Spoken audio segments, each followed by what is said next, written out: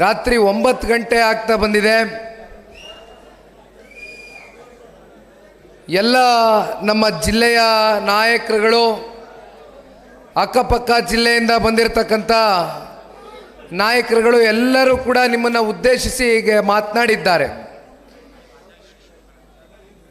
ನಾನು ಹೆಚ್ಚು ಸಮಯ ತೆಗೆದುಕೊಳ್ಳಕ್ಕೆ ಹೋಗೋದಿಲ್ಲ, ಏಕೆಂದರೆ ತಾವುಗಳು ಕೂಡ ಭಾಳ ದೂರದಿಂದ ನಿಮ್ಮ ಗ್ರಾಮಗಳಿಂದ ಬಂದಿರ್ತೀರಿ. ಸಮಯ 9 ಗಂಟೆ ಆಗಿದೆ. ಅನೇಕ ವಿಚಾರಗಳು ಈಗಾಗಲೇ ಪಕ್ಷದ ಸಂಘಟನೆ ಕುರಿತು, ಪಕ್ಷದಲ್ಲಿ ನಡೀತಾ ಇರತಕ್ಕಂಥ ಸದಸ್ಯತ್ವ ಅಭಿಯಾನವನ್ನು ಕುರಿತು, ಜೊತೆಯಲ್ಲಿ ಸರ್ಕಾರದ ಜನವಿರೋಧಿ ನೀತಿಯ ಬಗ್ಗೆ ಕೂಡ ಅನೇಕ ಜನ ಚರ್ಚೆಯನ್ನು ಮಾಡಿದ್ದಾರೆ. ನಿನ್ನೆ ದಿನ ವಿಜಯಪುರ ಜಿಲ್ಲೆಗೆ ಭೇಟಿಯನ್ನು ಕೊಟ್ಟಿದ್ದೇನೆ. 2 ದಿನಗಳ ಕಾಲ ಜನರೊಂದಿಗೆ ಜನತಾದಳ ಕಾರ್ಯಕ್ರಮ, ಪಕ್ಷದ ಸದಸ್ಯತ್ವ ನೋಂದಣಿ ಅಭಿಯಾನವನ್ನು ಮಾಡ್ತಕ್ಕಂಥ ಹಿನ್ನೆಲೆಯಲ್ಲಿ ನೆನ್ನೆ ದೇವರಿಪಿರಿಗೆಗೆ ಹೋಗಿದ್ದೆ. ಇವತ್ತು ಬೆಳಗ್ಗೆ ಇಂಡಿಗೆ ತೆರಳಿದ್ದೆ. ಇವತ್ತು ಬಸವಣ್ಣನ ನಾಡು ಪುಣ್ಯಕ್ಷೇತ್ರ ಬಸವನ ಬಾಗೇವಾಡಿ ವಿಧಾನಸಭಾ ಕ್ಷೇತ್ರಕ್ಕೆ ಬಂದಿದ್ದೇನೆ. ತಾಲೂಕಿನ ಎಲ್ಲ ಜನತಾದಳ ಪಕ್ಷದ ಹಾಗೂ ಅಪ್ಪುಗೌಡರ ಅಭಿಮಾನಿಗಳ ಬಳಗ ಇವತ್ತು ಈ ಕಾರ್ಯಕ್ರಮವನ್ನು ಯಶಸ್ವಿಗೊಳಿಸ್ತಕ್ಕಂಥ ನಿಟ್ಟಿನಲ್ಲಿ ತಾವೆಲ್ಲರೂ ತಮ್ಮ ಬಿಡುವಿಲ್ದಿರ ಸಮಯವನ್ನು ಪಕ್ಷದ ಸಂಘಟನೆಗೋಸ್ಕರ ಇವತ್ತು ಮೀಸಲಿಟ್ಟಿರ್ತಕ್ಕಂಥದ್ದು. ನಿಮ್ಮೆಲ್ಲರಿಗೂ ಪಕ್ಷದ ಪರವಾಗಿ, ವೈಯಕ್ತಿಕವಾಗಿ ಒಬ್ಬ ಪಕ್ಷದ ನಿಷ್ಠಾವಂತ ಕಾರ್ಯಕರ್ತನಾಗಿ ಹೃದಯ ತುಂಬಿದ ಧನ್ಯವಾದಗಳು, ಅಭಿನಂದನೆಗಳನ್ನ ತಿಳಿಸ್ಲಿಕ್ಕೆ ಬಯಸ್ತೇನೆ.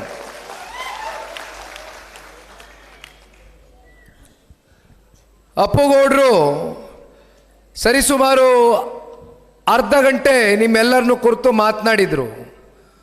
ಅವರು ಮಾತನಾಡಿದಂಥ ಪ್ರತಿಯೊಂದು ವಿಚಾರನೂ ಕೂಡ ಬಹಳ ಹತ್ತಿರದಿಂದ ಸೂಕ್ಷ್ಮವಾಗಿ ಗಮನಿಸ್ತಾ ಇದ್ದೆ, ಎಲ್ಲವನ್ನ ಕೇಳಿಸ್ಕೊಳ್ತಾ ಇದ್ದೆ. ಅಪ್ಪುಗೌಡರ ಕುಟುಂಬ ರಾಜಕೀಯದ ಒಂದು ಹಿನ್ನೆಲೆಯಲ್ಲಿ ಬಂದಿರತಕ್ಕಂಥ ಕುಟುಂಬ. ಅವ್ರಿಗೆ ರಾಜಕಾರಣ ಅಂತಕ್ಕಂಥದ್ದು ಅವರ ಮನೆತನಕ್ಕೆ ಹೊಸದೇನಲ್ಲ. ಮನಗೋಳಿಯವರ ಕುಟುಂಬ ನಿರಂತರವಾಗಿ ಕ್ಷೇತ್ರದ ಜನತೆಯ ಪ್ರಾಮಾಣಿಕ ಸೇವೆಯಲ್ಲಿ ಸುದೀರ್ಘ ಕಾಲ ನಿಮ್ಮ ಜೊತೆಯಲ್ಲಿ ಹೆಜ್ಜೆಯನ್ನು ಹಾಕ್ತಾ ಬರ್ತಾ ಇದ್ದಾರೆ. ಚುನಾವಣೆಯ ಏಳು ಬೀಳುಗಳು, ಸೋಲು ಗೆಲುವು ಇವೆಲ್ಲವೂ ಕೂಡ ಸರ್ವೇ ಸಾಮಾನ್ಯ. ಆದರೆ ಅಪ್ಪುಗೌಡರಲ್ಲಿ ಒಂದು, ನಾನಾಗಲಿ ತಾವುಗಳಾಗಲಿ ಅವ್ರನ್ನ ವ್ಯಕ್ತಿಗತವಾಗಿ ಅರ್ಥ ಮಾಡ್ಕೊಂಡಿರ್ತಕ್ಕಂಥದ್ದು ಒಂದು, ಮನುಷ್ಯ 4 ಸಲ ಸೋಲನ್ನು ಉಂಡಿದ್ರು ಕೂಡ, 4 ಬಾರಿ ಚುನಾವಣೆಯಲ್ಲಿ ಪರಾಜಿತಗೊಂಡಿದ್ರು ಕೂಡ ಅವರ ಮನಸ್ಸಿನಲ್ಲಿ ಒಂದು ದೃಢವಾದಂಥ ಸಂಕಲ್ಪವನ್ನು ಏನಿಟ್ಕೊಂಡಿದ್ದಾರೆ, ಒಂದು ಇಚ್ಛಾಶಕ್ತಿಯನ್ನು ಏನಿಟ್ಕೊಂಡಿದ್ದಾರೆ. ಅದರಲ್ಲಿ ಯಾವುದೂ ಕೊರತೆ ಕಾಣ್ತಾ ಇಲ್ಲ.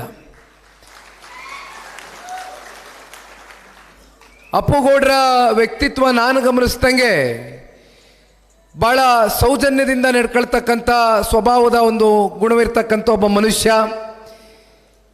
ಹೆಚ್ಚಿಗೆ ಮಾತನಾಡ್ತಕ್ಕಂಥದ್ದು ಮಾಡೋದಿಲ್ಲ. ಕಾಯಕವೇ ಕೈಲಾಸ ಅಂತಕ್ಕಂಥದ್ರ ಮೇಲೆ ಇವತ್ತು ನಂಬಿಕೆಯನ್ನು ಇಟ್ಕೊಂಡು ಕ್ಷೇತ್ರದ ಜನತೆ ಮುಂದೊಂದು ದಿನ ಯಾವತ್ತಾದರೂ ನನಗೆ ಕ್ಷೇತ್ರದ ಸರ್ವೋತ್ತಮಕ ಅಭಿವೃದ್ಧಿಯ ದೃಷ್ಟಿಯಿಂದ ನನಗೆ ಒಂದು ಅವಕಾಶವನ್ನು ಮಾಡಿಕೊಡ್ತಾರೆ ಅಂತಕ್ಕಂಥ ನಂಬಿಕೆಯನ್ನು ಇಟ್ಕೊಂಡು ನಿಮ್ಮ ಜೊತೆಯಲ್ಲಿ ನಿರಂತರವಾಗಿ ಪಕ್ಷದ ಕಾರ್ಯಕರ್ತರುಗಳ ಕೈಯನ್ನು ಬಿಡಬಾರ್ದು, ಜೊತೆಯಲ್ಲಿ ಅವರನ್ನು ನಂಬಿ ಮತ ಹಾಕಿರ್ತಕ್ಕಂಥ ತಾಲೂಕಿನ ಜನತೆಗೆ ಗೌರವವನ್ನು ಕೊಡಬೇಕು ಅಂತಕ್ಕಂಥ ನಿಟ್ಟಿನಲ್ಲಿ ಪ್ರಾಮಾಣಿಕವಾಗಿ ನಿಮ್ಮ ಜೊತೆಯಲ್ಲಿ ಮನಸ್ಸಿನಲ್ಲಿ ಎಷ್ಟೇ ದುಃಖ ಇರಲಿ, ಎಷ್ಟೇ ನೋವಿರಲಿ, ಅವ್ರ ಮುಂದೆ ಏನೇ ಸಮಸ್ಯೆಗಳು ಎದುರಾದರೂ ಕೂಡ ಅಪ್ಪುಗೌಡರ ಮುಖದಲ್ಲಿ ಆ ಒಂದು ಮಂದಹಾಸವನ್ನು ನಾವೇನು ಕಾಣ್ತಾ ಇದ್ದೇವೆ. ದಯಮಾಡಿ ಅಪ್ಪುಗೌಡರು ಅವ್ರು ಮಾತನಾಡಬೇಕಾದ್ರೆ ಪ್ರತಿಯೊಂದು ವಿಚಾರದಲ್ಲೂ ಕೂಡ ಭಾಳ ಆಳವಾಗಿ ಮಾತನಾಡಿದರು. 4 ಬಾರಿ ಚುನಾವಣೆಯನ್ನು ಎದುರಿಸಿ ಸೋತಿರ್ತಕ್ಕಂಥ ವ್ಯಕ್ತಿ ಮೇಲೆ ಆಗ್ತಕ್ಕಂಥ ಪರಿಣಾಮಗಳೇನು ಅಂತಕ್ಕಂಥದ್ರ ಬಗ್ಗೆ ನಾವೆಲ್ಲ ಅರ್ಥ ಮಾಡ್ಕೊಳ್ಬೋದು. ದಯಮಾಡಿ ಇನ್ನೂ ಹೆಚ್ಚು ಅವರಿಗೆ ಪರೀಕ್ಷೆ ಮಾಡಲಿಕ್ಕೆ ಹೋಗಬೇಡಿ ಈ ಕ್ಷೇತ್ರದ ಜನತೆ. ಏಕೆಂದರೆ ಅಪ್ಪುಗೌಡರಿಗೆ ರಾಜಕಾರಣ ಮಾಡಲೇಬೇಕು ಅಂತಕ್ಕಂಥದ್ದೇನಿಲ್ಲ.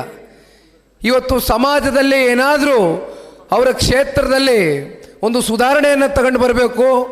ಸಮಾಜದಲ್ಲಿ ನಾನು ಈ ಶಾಸಕನಾಗಿ ಆಯ್ಕೆ ಆದಂಥ ಸಂದರ್ಭದಲ್ಲಿ ಸಮಾಜವನ್ನು ಕಟ್ತಕ್ಕಂಥ ಒಂದು ಕೆಲಸ ಮಾಡಬೇಕು.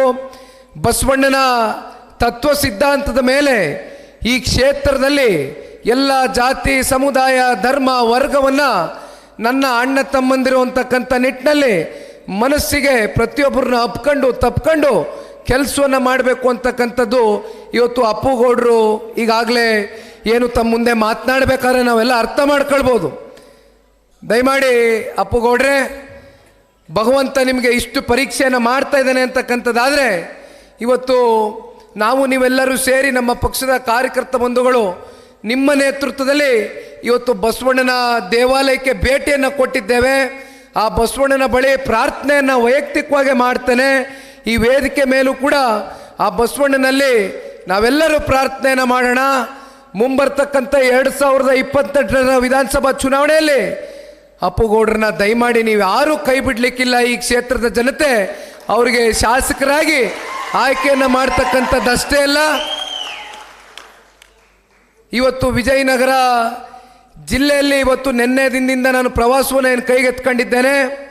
3 ತಾಲೂಕುಗಳು ಮೊದಲನೇ ಹಂತದ ಜನರೊಂದಿಗೆ ಜನತಾದಳ ಕಾರ್ಯಕ್ರಮಕ್ಕೆ ಭೇಟಿಯನ್ನು ಏನು ಕೊಡ್ತಾ ಇದ್ದೇನಣ್ಣ. ದೇವರಿಪಿರ್ಗಿ, ಇಂಡಿ ಹಾಗೂ ಬಸವನ ಬಾಗೇವಾಡಿ, ನಾಗ್ಟಾಣದ ನಮ್ಮ ಸುನೀತಾ ಅಕ್ಕವರು ಕೂಡ ಇಲ್ಲೇ ಕೂತಿದ್ದಾರೆ. ಅವರು ಕೂಡ ಮುಂದಿನ ದಿನಗಳಲ್ಲಿ ಕಾರ್ಯಕ್ರಮವನ್ನು ನಿಗದಿಪಡಿಸ್ತಾರೆ. ಆ ಸಂದರ್ಭದಲ್ಲಿ ಅಲ್ಲೂ ಕೂಡ ಭೇಟಿಯನ್ನು ಕೊಡ್ತೇನೆ. ಜನತಾದಳ ಪಕ್ಷ ಅಂದರೆ ಕೇವಲ ಹಳೆ ಮೈಸೂರು ಪ್ರಾಂತ್ಯಕ್ಕೆ ಸೀಮಿತವಾಗಿರ್ತಕ್ಕಂಥ ಪಕ್ಷ ಅಂತ ಸಾಕಷ್ಟು ಜನ ತಪ್ಪು ಪರಿಕಲ್ಪನೆಯನ್ನು ಸಮಾಜದಲ್ಲಿ ತಪ್ಪು ಭಾವನೆಯನ್ನು ಮೂಡಿಸಿದ್ದಾರೆ. ಆದರೆ ನಾನಿವತ್ತು ಇಂಡಿನಲ್ಲೂ ನಿಂತ್ಕೊಂಡಾಗ ಒಂದು ಮಾತನ್ನು ಹೇಳ್ತಾ ಇದ್ದೆ. ಬಹಳ ಜನಕ್ಕೆ ಚುನಾವಣೆಯ ಅಂಕಿ ಅಂಶಗಳು, ಚುನಾವಣೆ ಫಲಿತಾಂಶ ಬಂದ ನಂತರ ಎಲ್ಲವೂ ಕೂಡ ಮನಸ್ಸಿನಲ್ಲಿ ಇರಲಿಕ್ಕಿಲ್ಲ. ಆದರೆ ಇವತ್ತು ಒಂದು ವಿಚಾರವನ್ನು ನಿಮ್ಮ ಮುಂದೆ ತಿಳಿಸ್ಲಿಕ್ಕೆ ಬಯಸ್ತೇನೆ. 2004ರಿಂದ ಇಲ್ಲಿಯವರೆಗೂ ನಡೆದಂಥ ಪ್ರತಿಯೊಂದು ವಿಧಾನಸಭಾ ಚುನಾವಣೆಯಲ್ಲೂ ಕೂಡ 40ರಿಂದ 50% ಶೇಕಡ ಶಾಸಕರು ವಿಧಾನಸೌಧಕ್ಕೆ ಜನತಾದಳ ಪಕ್ಷದ ಶಾಸಕರು ಹೋಗಿರ್ತಕ್ಕಂಥದ್ದು. 50ರಿಂದ 60% ಹಳೆ ಮೈಸೂರು ಪ್ರಾಂತ್ಯ ಆದರೆ ಮತ್ತೆ 40% ಕಲ್ಯಾಣ ಕರ್ನಾಟಕ ಮತ್ತು ನಮ್ಮ ಕಿತ್ತೂರು ಕರ್ನಾಟಕ ಭಾಗದಲ್ಲಿ ಅಂತಕ್ಕಂಥದ್ದನ್ನು ಈ ಸಂದರ್ಭದಲ್ಲಿ ನಾನು ನಿಮ್ಮೆಲ್ಲರಿಗೂ ಮನದಟ್ಟು ಮಾಡಬೇಕಾಗ್ತದಣ್ಣ. ಇದನ್ನು ಯಾಕೆ ಹೇಳ್ತಾ ಇದ್ದೀನಿ ನಿಮ್ಮ ಮುಂದೆ ಅಂದರೆ, ಇವತ್ತು ಮೈಸೂರು ಜಿಲ್ಲೆ, ಮಂಡ್ಯ ಜಿಲ್ಲೆ, ರಾಮನಗರ, ಕೋಲಾರ, ಚಿಕ್ಕಬಳ್ಳಾಪುರ, ತುಮಕೂರು ಈ ರೀತಿ ಅನೇಕ ಜಿಲ್ಲೆಗಳಲ್ಲಿ ಜನತಾದಳ ಪಕ್ಷ ತನ್ನದಾದಂಥ ಪ್ರಾಬಲ್ಯವನ್ನು ಹೊಂದಿದೆ. ಆದರೆ ಇವತ್ತು ನಾನು ಕಳೆದ 2 ದಿನದಿಂದ ನಿಮ್ಮ ಜೊತೆಯಲ್ಲಿ ಭಾಳ ಹತ್ತಿರದಿಂದ ಇವತ್ತು ನಿಮ್ಮನ್ನೇನು ಕಾಣ್ತಾ ಇದ್ದೇನೆ, ನೋಡ್ತಾ ಇದ್ದೇನೆ. ನಿಮ್ಮಲ್ಲಿ ಇರ್ತಕ್ಕಂಥ ಉತ್ಸಾಹಕತೆ, ನಿಮ್ಮಲ್ಲಿ ಇರ್ತಕ್ಕಂಥ ಹುಮ್ಮಸ್ಸು, ಜೊತೆಯಲ್ಲಿ ಸನ್ಮಾನ್ಯ ದೇವೇಗೌಡರು ಸಾಹೇಬರು ಹಾಗೂ ಸನ್ಮಾನ್ಯ ಕುಮಾರಣ್ಣವರ ಕಾಲ್ಗಟ್ಟದಲ್ಲಿ ಕೊಟ್ಟಿರ್ತಕ್ಕಂಥ ಕೊಡುಗೆಗಳು, ಸಾಧನೆಗಳು ಇವತ್ತು ಶಾಶ್ವತವಾಗಿ ವಿಜಯಪುರ ಜಿಲ್ಲೆಯ ಪ್ರತಿಯೊಬ್ಬ ಜನತೆಯ ಹೃದಯದಲ್ಲಿ ಶಾಶ್ವತವಾಗಿ ಉಳಿದಿದೆ ಅಂತಕ್ಕಂಥದ್ದನ್ನು ನಿಮ್ಮ ಬಾಯಿಗಳಲ್ಲೇ ನೀವು ಮಾತನಾಡಬೇಕಾದ್ರೆ ನಿಮ್ಮ ಮಾತುಗಳನ್ನ ನಾನು ಅರ್ಥ ಮಾಡ್ಕೊಂಡಿದ್ದೇನಣ್ಣ.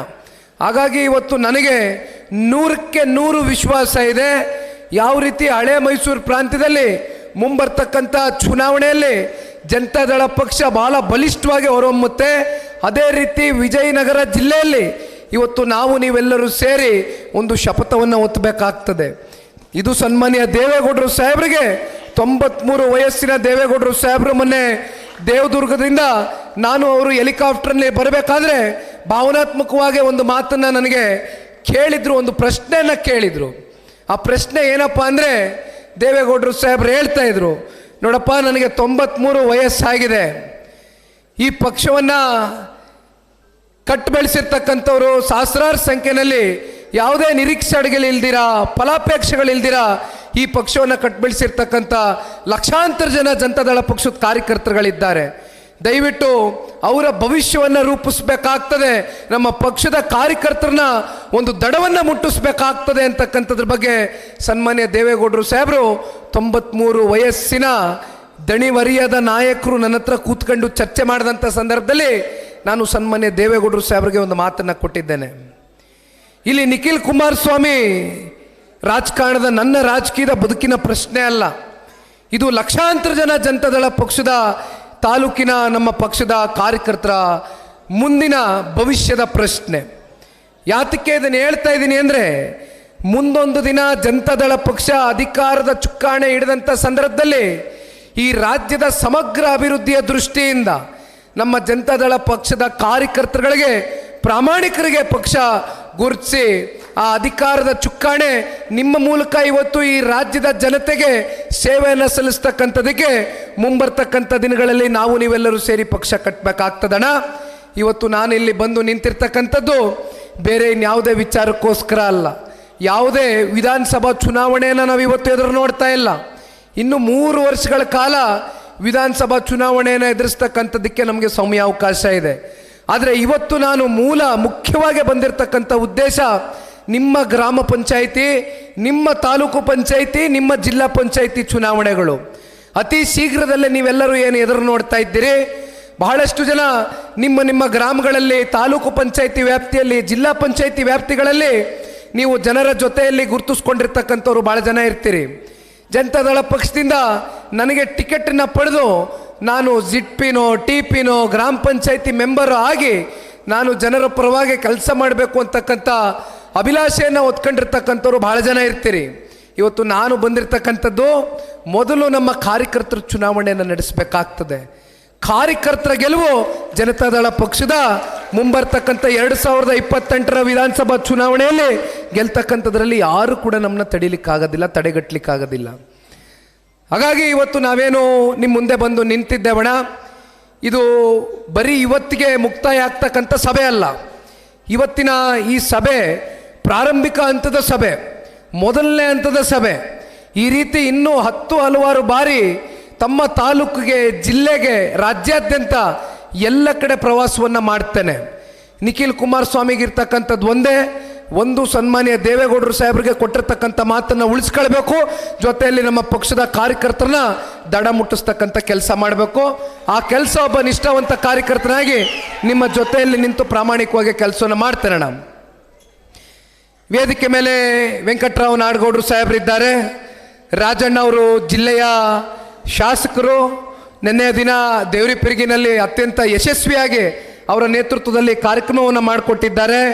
ಆಲ್ಕೋಡ್ ಹನುಮಂತಪ್ಪನವರು ಬಹುಶಃ ದೀರ್ಘಕಾಲ ಎಲ್ಲವನ್ನ ನಿಮ್ಮ ಮುಂದೆ, ಯಾಕೆಂದರೆ ಅವ್ರನ್ನ ನಾನು ಭಾಳ ಗಮನಿಸ್ತಾ ಇರ್ತೇನೆ. ಮಾತನಾಡಬೇಕಾದ್ರೆ ಅವರ ಭಾಷಣದ ಶೈಲಿ, ಅವರು ಮಾತನಾಡ್ತಕ್ಕಂಥದ್ದು ಸುಮ್ಮನೆ ಭಾಷಣ ಮಾಡ್ತಕ್ಕಂಥ ವ್ಯಕ್ತಿ ಅಲ್ಲ, ಪ್ರತಿಯೊಬ್ಬರು ಮನಸ್ಸು ಮುಟ್ತಕ್ಕಂಥ ರೀತಿ ಆಲ್ಕೋಡ್ ಹನುಮಂತಪ್ಪನವರು ಮಾತನಾಡ್ತಾರೆ. ಇವತ್ತು ಮದುಮಗನ ರೀತಿ ಹೊಸ ಜುಬ್ಬವನ್ನು, ಕಲರ್ಫುಲ್ ಜುಬ್ಬವನ್ನು ಹೋಲಿಸ್ಕೊಂಡು ಬಂದಿದ್ದಾರೆ. ಭಾಳ ಕಲರ್ಫುಲ್ಲಾಗೆ ಇವತ್ತು ಆಲ್ಕೋಡ್ ಹನುಮಂತಪ್ಪನವರು ಮಾಜಿ ಸಚಿವರು ಸಾಕಷ್ಟು ವಿಚಾರಗಳನ್ನ ನಿಮ್ಮ ಮುಂದೆ ಪ್ರಸ್ತಾವನೆಯನ್ನು ಮಾಡಿದ್ದಾರೆ. ಮತ್ತೊಬ್ಬರು ಮಾಜಿ ಶಾಸಕರು ವೀರಭದ್ರಣ್ಣವರು ಕೂಡ ಬಂದಿದ್ದಾರೆ.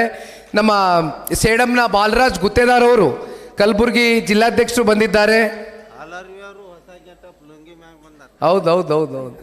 ಇಲ್ಲ, ನಾವು ಕುಮಾರಣ್ಣನ ಥರ ಲುಂಗಿ ಹಾಕತ್ತೀವಿ, ಲುಂಗಿ ಎಲ್ಲ ಪಂಚೆ ಅಂತಾರೆ, ಅದನ್ನು ಪಂಚೆ ಹಾಕ ಬತ್ತೀನಿ ಅಂತ ಬಂದವರು ವೀರಭದ್ರಣ್ಣವ್ರು.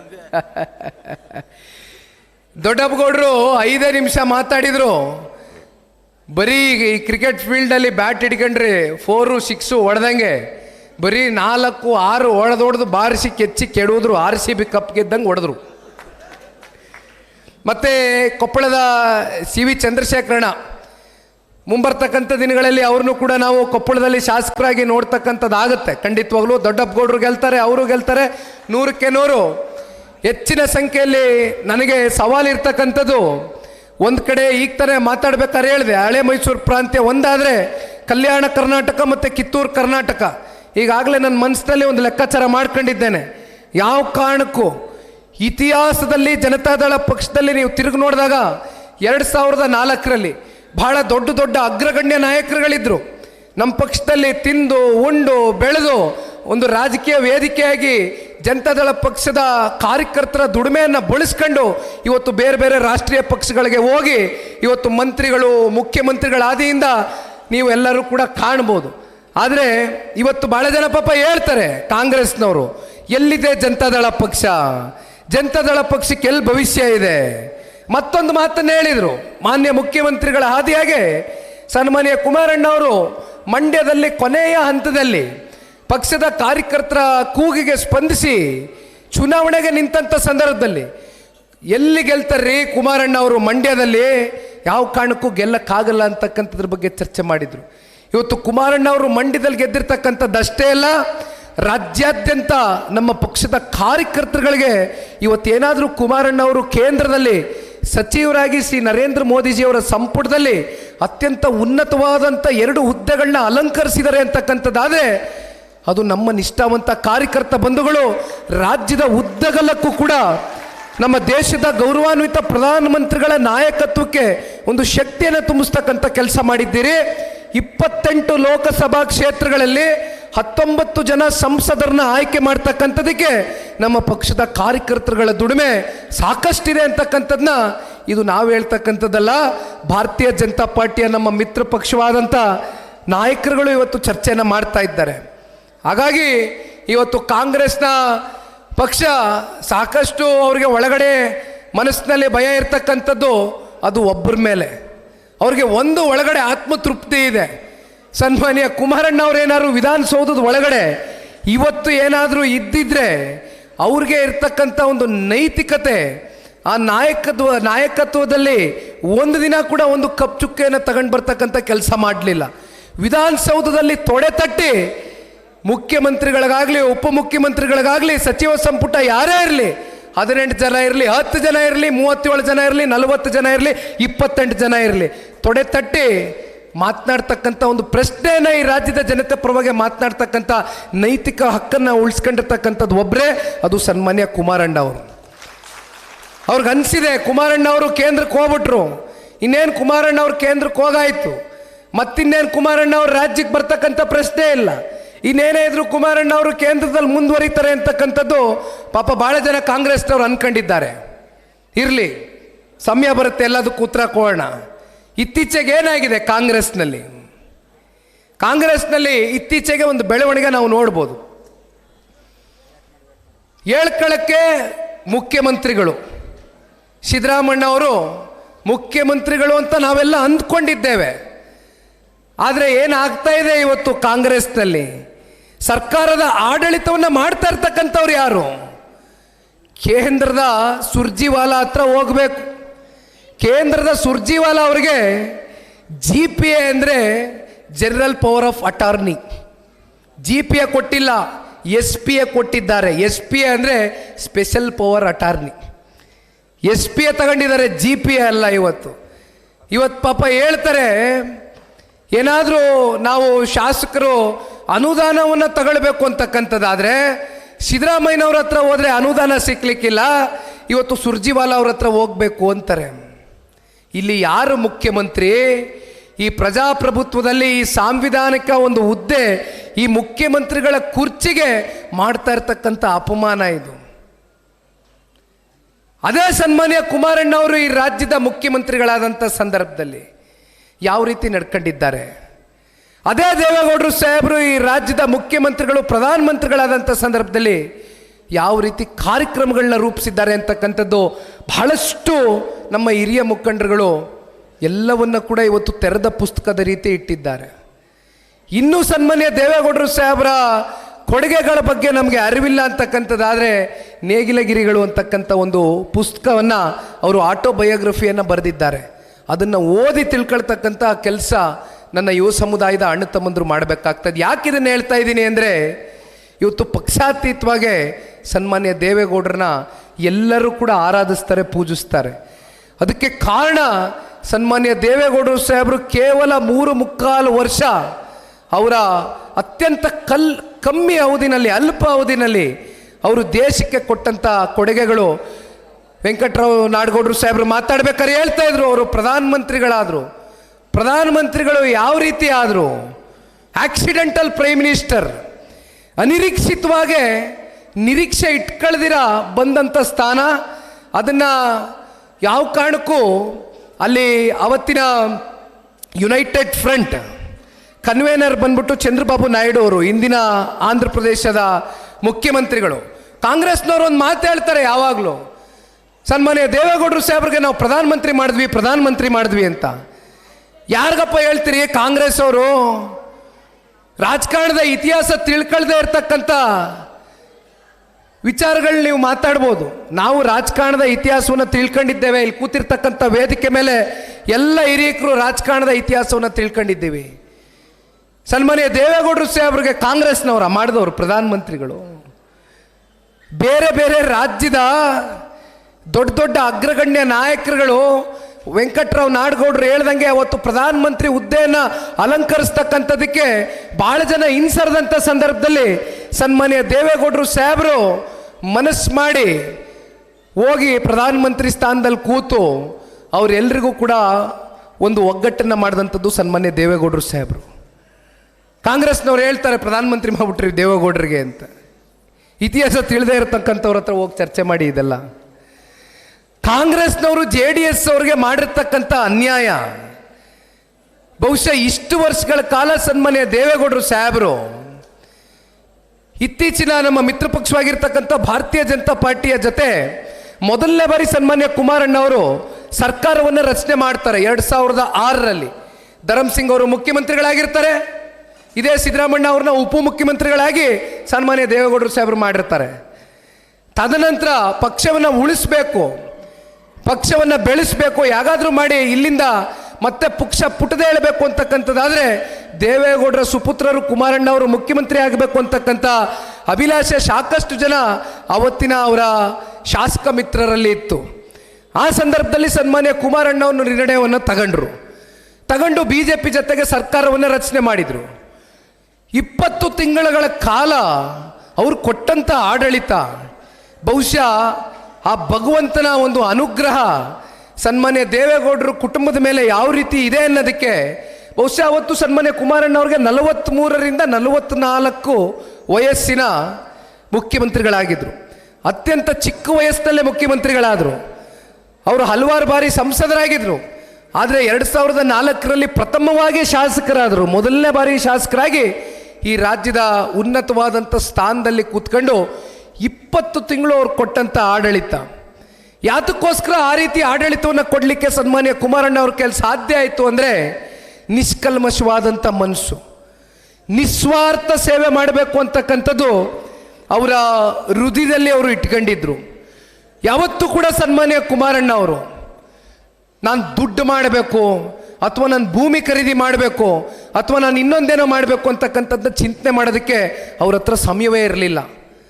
ಅವರು ಇಲ್ಲಿಯವರೆಗೂ ಸನ್ಮಾನ್ಯ ಕುಮಾರಣ್ಣ ಅವ್ರಿಗೆ 3 ಬಾರಿ ಹೃದಯದ ಚಿಕಿತ್ಸೆಗೆ ಒಳಗಾಗಿರ್ತಕ್ಕಂಥ ವ್ಯಕ್ತಿ ಇವತ್ತೇನಾದರೂ ನಿಮ್ಮ ಕಣ್ಣು ಮುಂದೆ ಬದುಕಿದ್ದಾರೆ ಅಂತಕ್ಕಂಥದ್ದಾದರೆ ಅದಕ್ಕೆ ಆ ತಾಯಿ ಚಾಮುಂಡೇಶ್ವರಿಯ ಆಶೀರ್ವಾದ, ಸನ್ಮಾನ್ಯ ದೇವೇಗೌಡರು ಸಾಹೇಬರು ಮತ್ತು ಅವರ ತಾಯಿ ಚೆನ್ನಮ್ಮನವರು ಮಾಡಿರ್ತಕ್ಕಂಥ ಒಳ್ಳೆ ಕೆಲಸ ಕಾರ್ಯಗಳು ಮುಂದಿನ ದಿನಗಳಲ್ಲಿ ಈ ರಾಜ್ಯದ ಜನತೆಯ ಸೇವೆಗೆ ಸನ್ಮಾನ್ಯ ಕುಮಾರಣ್ಣ ಅವರ ಅವಶ್ಯಕತೆ ಇದೆ ಅಂತಕ್ಕಂಥ ದಿಕ್ಸೂಚಿ ಆ ಭಗವಂತನು ಕೊಡ್ತಾ ಇದ್ದಾನೆ. ಹಾಗಾಗಿ ಇವತ್ತು ಕೂಡ ಸನ್ಮಾನ್ಯ ಕುಮಾರಣ್ಣ ಅವರು ನಮ್ಮ ಮುಂದೆ ಜೀವಂತವಾಗಿದ್ದಾರೆ. ಭಾಳ ಜನ ಗಾಬರಿ ಬೀಳ್ತಾರೆ, ಕುಮಾರಣ್ಣ ಅವರ ಆರೋಗ್ಯದಲ್ಲಿ ಏರುಪೇರು ಆಗ್ಬಿಟ್ಟಿದೆಯಂತೆ.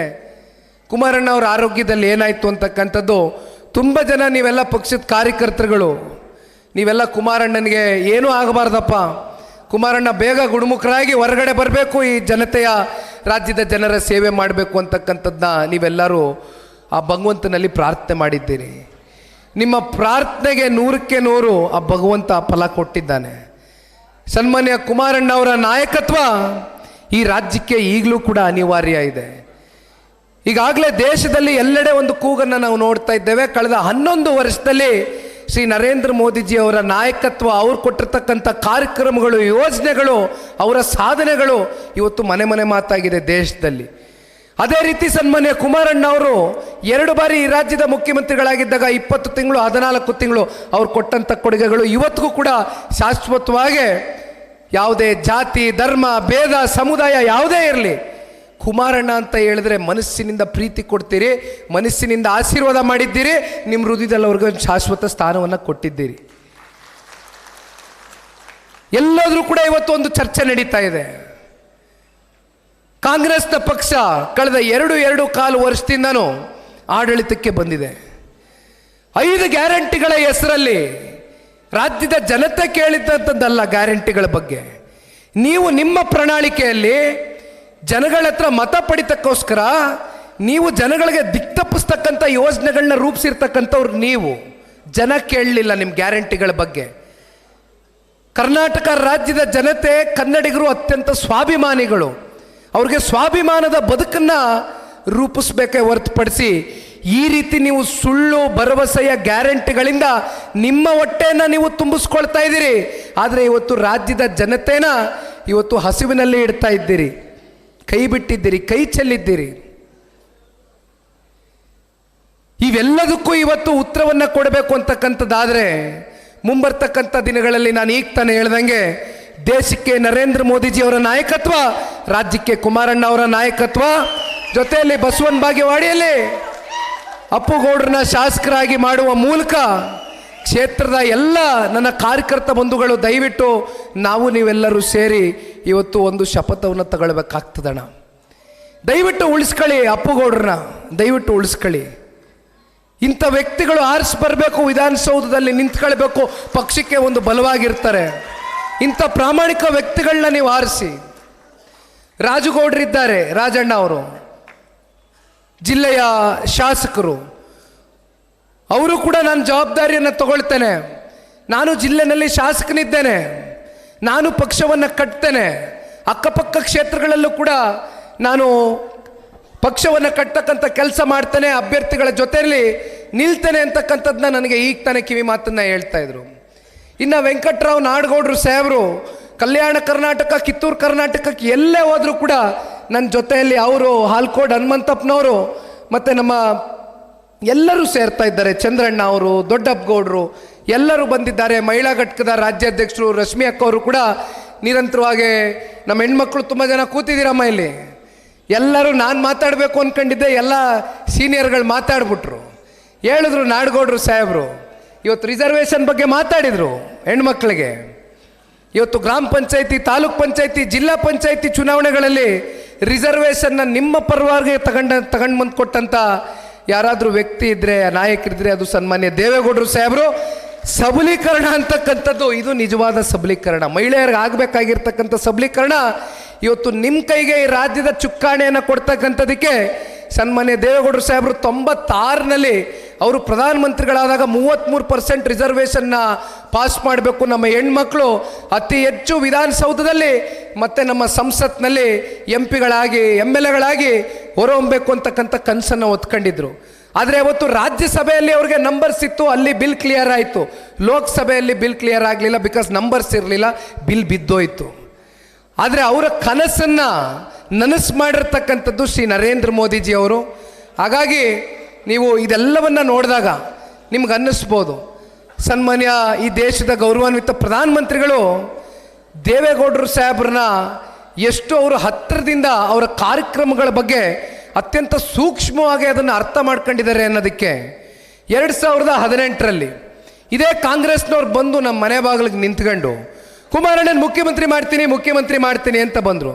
ನಾವೇನು ಕಾಂಗ್ರೆಸ್ನವ್ರು ಕದ ತಟ್ಟದವ್ರಲ್ಲ. ಕಾಂಗ್ರೆಸ್ ಅವ್ರು ಬಂದರು, 5 ವರ್ಷಗಳ ಕಾಲ ನಿಮ್ಮನ್ನು ಮುಖ್ಯಮಂತ್ರಿ ಮಾಡ್ತೀನಿ ಅಂದರು. ಸನ್ಮಾನ್ಯ ಸಿದ್ದರಾಮಣ್ಣ ಅವರು ಕೋಆರ್ಡಿನೇಷನ್ ಕಮಿಟಿ ಅಧ್ಯಕ್ಷರವತ್ತು, ನಮಗೆಲ್ಲ ಜ್ಞಾಪಕ ಇದೆ.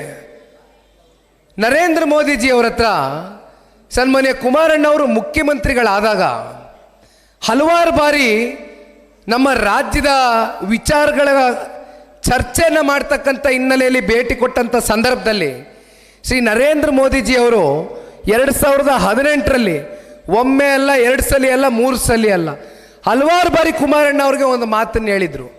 ನೋಡಿ, ನಿಮ್ಮಂಥ ನಾಯಕರು ದಯವಿಟ್ಟು ನಾವೊಂದು ಮಿತ್ರ ಪಕ್ಷವಾಗಿ ಹೊರಹೊಮ್ಮಬೇಕಾಗ್ತದೆ. ನಿಮ್ಮಂಥ ನಾಯಕರ ಅಗತ್ಯತೆ ಈ ಕರ್ನಾಟಕ ರಾಜ್ಯಕ್ಕೆ ಬಹಳ ಇದೆ. ದಯವಿಟ್ಟು ಬನ್ನಿ, ನಾನು ನನ್ನ ಎಕ್ಸ್ಟೆಂಡೆಡ್ ಸಪೋರ್ಟನ್ನು ಕೊಡ್ತೇನೆ. ಸಂಪೂರ್ಣವಾಗಿ ನಾನು ಬೆಂಬಲವನ್ನು ಕೊಡ್ತೇನೆ. 2019 ಲೋಕಸಭಾ ಚುನಾವಣೆ ಸಂದರ್ಭದ ಬಳಿಕ ಆ ಸಂದರ್ಭದಲ್ಲಿ ಶ್ರೀ ನರೇಂದ್ರ ಮೋದಿಜಿಯವರು ಹೇಳಿ ಕಳಿಸ್ತಾರೆ ಕುಮಾರಣ್ಣ ಅವ್ರಿಗೆ, ಈಗಾದರೂ ತೀರ್ಮಾನವನ್ನು ತಗೊಳ್ಳಿ. ಆಯಿತು, 1 ವರ್ಷ ಕಳೆದಿದೆ, ನಮಗೆ ಗೊತ್ತಿದೆ ನೀವು ಯಾವ ರೀತಿ ಸಂದಿಗ್ಧ ಪರಿಸ್ಥಿತಿಯಲ್ಲಿ ಆಡಳಿತವನ್ನು ಮಾಡ್ತಾ ಇದ್ದೀರಿ, ಎಲ್ಲ ವಿಚಾರದ ಬಗ್ಗೆ ನನಗೆ ಅರಿವಿದೆ. ನಾನು ತುಂಬ ಹೃದಯದಿಂದ ನಿಮಗೆ ಸ್ವಾಗತವನ್ನು ಮಾಡ್ತೇನೆ. ದಯವಿಟ್ಟು ಬನ್ನಿ, JDS ಭಾರತೀಯ ಜನತಾ ಪಾರ್ಟಿ ಇಬ್ಬರು ಸೇರಿ ಸರ್ಕಾರವನ್ನು ರಚನೆ ಮಾಡೋಣ. ನಮಗೆ ಸನ್ಮಾನ್ಯ ದೇವೇಗೌಡರು ಸಾಹೇಬ್ರಂತ ನಾಯಕರು ನಮ್ಮ ಜೊತೆಯಲ್ಲಿ ಇದ್ದಾರೆ ಅಂತಕ್ಕಂಥ ಒಂದು ಸಂದೇಶ ಇಡೀ ದೇಶಕ್ಕೆ ನಾವು ಕೂಡ ಸಾರದಂಗೆ ಆಗ್ತದೆ ಅಂತಕ್ಕಂಥದ್ದು ದೇಶದ ಗೌರವಾನ್ವಿತ ಪ್ರಧಾನಮಂತ್ರಿಗಳು ಶ್ರೀ ನರೇಂದ್ರ ಮೋದಿಜಿಯವರು ಸನ್ಮಾನ್ಯ ಕುಮಾರಣ್ಣ ಅವರಿಗೆ ಒಂದು ಮಾತನ್ನು ತಿಳಿಸ್ತಾರೆ. ಬಹುಶಃ ಅವತ್ತು ಕೂಡ ಕುಮಾರಣ್ಣ ಅವರು ಏನಾದರೂ ನಿರ್ಧಾರವನ್ನು ತಗೊಂಡಿದ್ದಿದ್ರೆ 5 ವರ್ಷಗಳ ಕಾಲ ಮುಖ್ಯಮಂತ್ರಿಗಳಾಗಿ ಮುಂದುವರೆದಿರೋರು. ಯಾಕೆ ಇದನ್ನೆಲ್ಲ ಹೇಳ್ತಾ ಇದ್ದೀನಿ ಅಂದರೆ, ಕಾಂಗ್ರೆಸ್ನವ್ರು ನಮ್ಮ ಬಗ್ಗೆ ಇಷ್ಟು ಮಾತನಾಡ್ತಾರಲ್ಲ, ಸನ್ಮಾನ್ಯ ದೇವೇಗೌಡರು ಸಾಹೇಬರು 2006ರಲ್ಲೂ ಕೂಡ ಕುಮಾರಣ್ಣ ಅವರು BJP ಜೊತೆ ಸರ್ಕಾರ ರಚನೆ ಮಾಡಿದಂಥ ಸಂದರ್ಭದಲ್ಲಿ ಪೂರ್ಣ ಮನಸ್ಸಿನಿಂದ ಆಶೀರ್ವಾದ ಮಾಡಿದಂಥವ್ರಲ್ಲ, ಅದು ಇಡೀ ರಾಜ್ಯಕ್ಕೆ ಗೊತ್ತಿದೆ.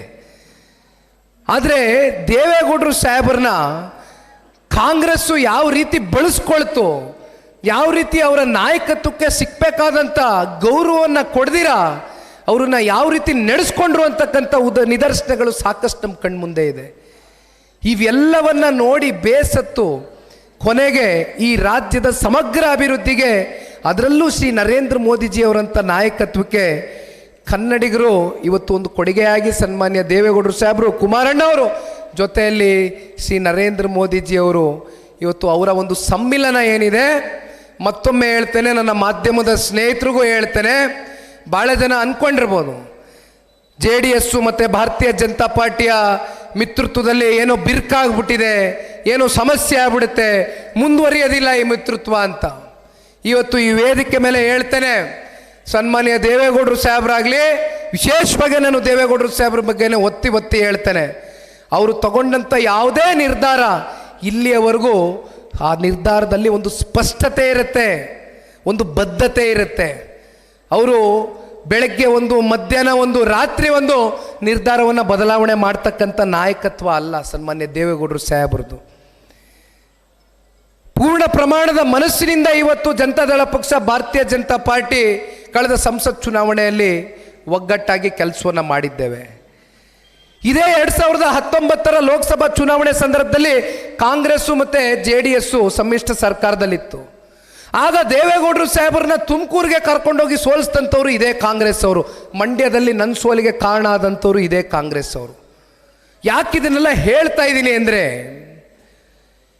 ಕೇಂದ್ರದಲ್ಲಿ ರಾಜ್ಯ ಮಟ್ಟದಲ್ಲಿ ಎರಡು ಪಕ್ಷದ ನಾಯಕರುಗಳ ಹೊಂದಾಣಿಕೆ ಆಗಲಿ, ಸಮ್ಮಿಲನ ಆಗಲಿ ಆಗ್ತಕ್ಕಂಥದ್ದು ದೊಡ್ಡ ವಿಚಾರ ಅಲ್ಲ. ಆದರೆ ನಮ್ಮ ಸಮ್ಮಿಲನ ಅದು ಫಲಿತಾಂಶದ ಮೂಲಕ ಒಂದು ಫಲಕಾರಿಯಾಗಿ ಹೊರಹೊಮ್ಮಬೇಕು ಅಂತಕ್ಕಂಥದ್ದಾದರೆ ತಳಮಟ್ಟದ ಎರಡು ಪಕ್ಷದ ಕಾರ್ಯಕರ್ತರುಗಳು ಪರಸ್ಪರ ಹೊಂದಾಣಿಕೆ, ವಿಶ್ವಾಸ, ಗೌರವದಿಂದ ಹೆಜ್ಜೆಯನ್ನು ಹಾಕಬೇಕಾಗ್ತದೆ.